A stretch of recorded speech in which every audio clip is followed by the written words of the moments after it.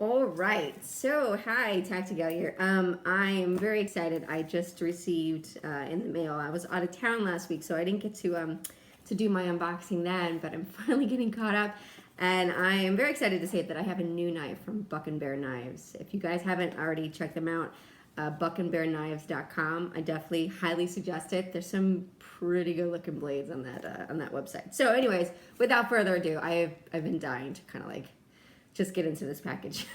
So, anyways, I went with the Army liner lock folding knife, mainly because, well, let me not get ahead of myself. I should give some credit to the fact that I'm real big on like design and not just functionality, but also design and aesthetics. And I really love their whole packaging and their graphic design. I do a lot of graphic design as well. And I can appreciate when there's some attention to detail, because I honestly think that, you know, when a company puts some thought into how they brand and market themselves, I definitely think that you see a lot of those elements in the actual product and the quality of the product itself. So I definitely give these guys credit. I really love the packaging. It's a really nice presentation. So that needed to be said. Maybe not everybody thinks that way, but like I do. So we've got another business card. So again, BuckNBear Knives, BuckNBearKnives.com. And let us get to it. Okie dokie. Oh, that's really pretty. Okay, so here we go, guys, without further ado. So this is the knife that I ultimately ended up going with. First thing I'm going to make a comment on is the fact that it's got some weight to it, which I love. A lot of my knives, I love them. They're actually quality knives. They're a little bit on the lighter side. And I don't know, I like it when it feels a little bit heavier. It's just, you know, a lot of my handguns the same way. You know, when I shoot my 1911, it feels very different in my hand than, you know, obviously my 43, my Glock 43 and things like that. And there's just something to be said about tools that they just feel rock solid. And this is definitely one of them. I mean, right off the bat, I can already tell the weight. The handle itself is actual burl wood, which is gorgeous. And I'm going to guess probably over time with just the natural oils in your hand and just natural weathering, this is probably going to end up being absolutely beautiful. I actually have, funny enough, on my 1911, I actually have burl wood grips. So I will say that that particular type of wood does really, I don't know if it's, you know, I know in, you know, certain metals, coppers, it patinas. So I don't know if, I'm not quite sure what the terminology is, the correct terminology of when the wood itself gets a little bit more weathered, but I'm going to guess it's probably going to be that. So the blade itself is this really beautiful Damascus blade. I want to say, I've got a little note here about it. It's the VG10 core. So this blade in particular, you know, it's just, again, it's beautiful. There's a lot of thought that went into the whole look and design of this knife, and I'm already really impressed right out of the box. So for me, the blade itself, it's about 3.125 inches, and the overall length is about 7.5. For me, this is actually a really important note. So New York City, obviously, very restrictive city for a lot of reasons. One of which is also for edge weapons. So in New York City, you're actually allowed to carry a knife. However, your knife has to be under 4 inches in length, which, you know, unfortunately, depending on who you ask and how they measure, a lot of times you'll see people measuring it off their hand, which is clearly not very accurate, off their palm, because we all have different size hands. But it is really important, if you do live in one of those restrictive cities, that you not only research the local laws, but you know the products that you're getting, and that you do that research as well, because the last thing you want to do is get jammed up for something really silly. And I'm all about, you know, protecting yourself. And it's unfortunate that we do live in a world where there are a lot of restrictions that kind of don't make a lot of sense and don't need to be there. But the reality is that they are there, so it is just good for you to know.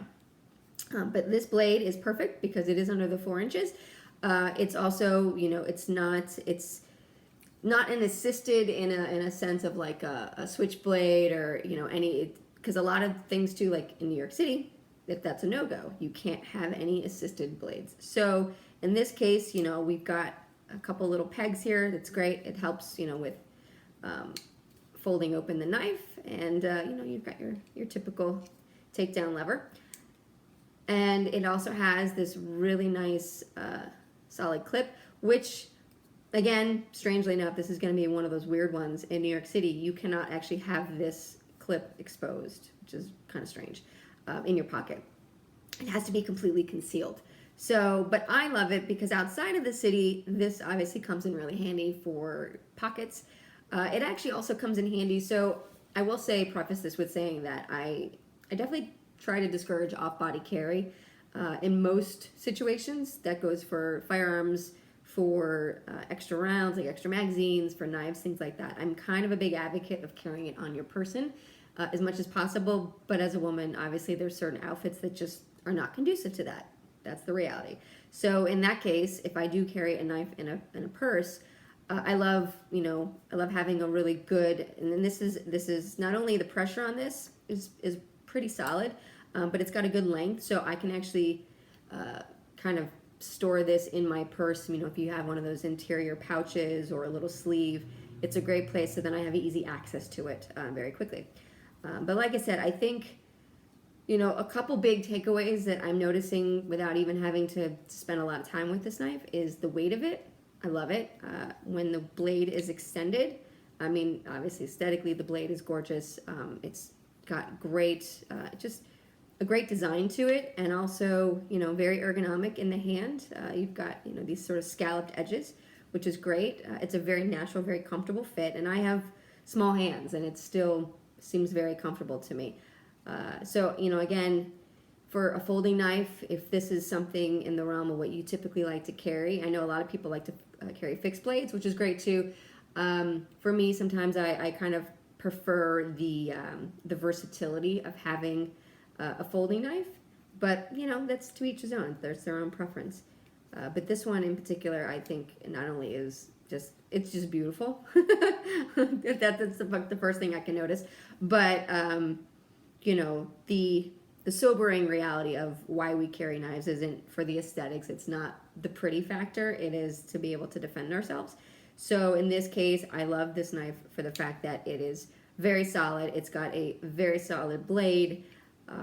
It's got all the things that I would want in a tool, and I look forward to carrying it. So again, BuckNBear Knives, BuckNBearKnives.com. Definitely check them out. They have a lot of different types of knives, probably to meet everybody's needs. And the thing that I've noticed about, most of the blades that I saw on their website is that there is an attention to detail and the aesthetics, which, it is appealing. It is nice to have. For the very reason that a lot of us like to Cerakote our guns, we do have a little bit of taste. This is not like a utilitarian kind of world where we just want, very standard anything. Most people don't. Most people, they want to put their own flair on it. So I'm definitely excited to check this out a little bit more and just, incorporate it now into my everyday carry. So thanks, guys, at BuckNBear, and I'm really looking forward to seeing this and especially see how it weathers and ages. So there we go. Go check them out. See you soon. I'll report back when I get to spend a little bit more time with it.